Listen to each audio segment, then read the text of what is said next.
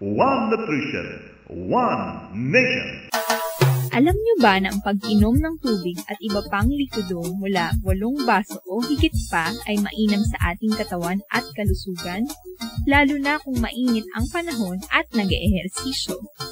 Napapanatili kasi ng tubig na ma-hydrate ang ating katawan at dumaloy ng wasto ang mga sustansya sa ating katawan. Napapanatili din ang tamang temperatura at tamang pagdumi. Kapag may sakit, dagdagan pa ang iniinom na tubig at iba pang likido. Wastong nutrisyon. Alamin, gawin at palaganapin. Isang paalalang hatid ng National Nutrition Council ng Department of Health.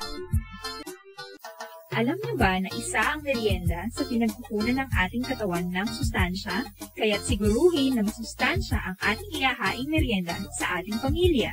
Iwasang kumain ng matatamis gaya ng cakes at soft drinks, at maaalat at mamantikang snack foods. Wala ka nang mapapala rito, mapeperwisyo ka lamang sa sakit na dala nito. Imbis na ihain ng mga ito, maghain na lamang ng masustansyang pagkain tulad ng lamang ugat o root crops at prutas. Mahalaga rin na ang pagbibigay ng merienda ay hindi masyadong malapit sa oras ng regular na pagkain upang hindi mawala ng gana. Wastong nutrisyon. Alamin, gawin at palaganapin. Isang paalalang hatid ng National Nutrition Council ng Department of Health. One Nutrition, One Nation. Muli, maraming salamat po sa mga naging guest natin dito sa One Nutrition, One Nation.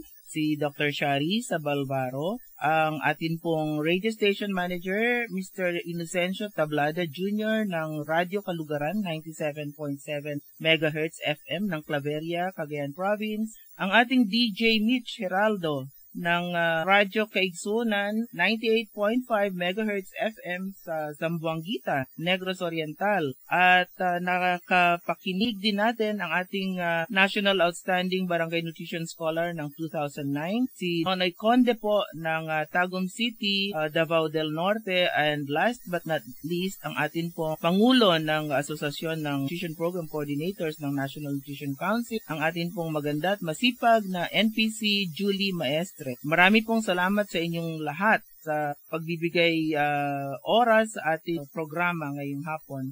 Next week po, abangan po ninyo ang patuloy na discussion natin about breastfeeding. In particular, i-discuss natin ang unang yakap.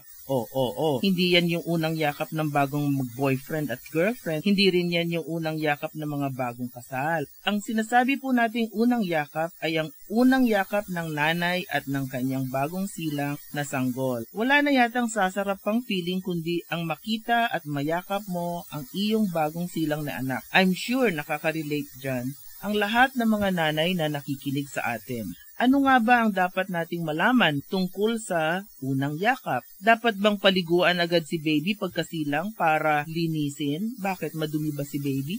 Dapat ba siyang ilagay sa nursery para makapagpahinga ang nanay dahil nahirapan siyang manganak? Naku!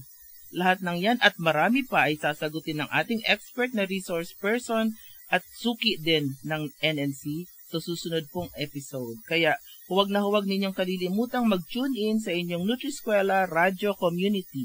One Nutrition, One Nation. Kaya ipagpatuloy lang ang pakikinig dito sa amin dahil gagawin naming masustansya ang inyong Miyerkules. Masustansyang talakayan at balitaan ang ihahatid namin sa inyo sa One Nutrition, One Nation.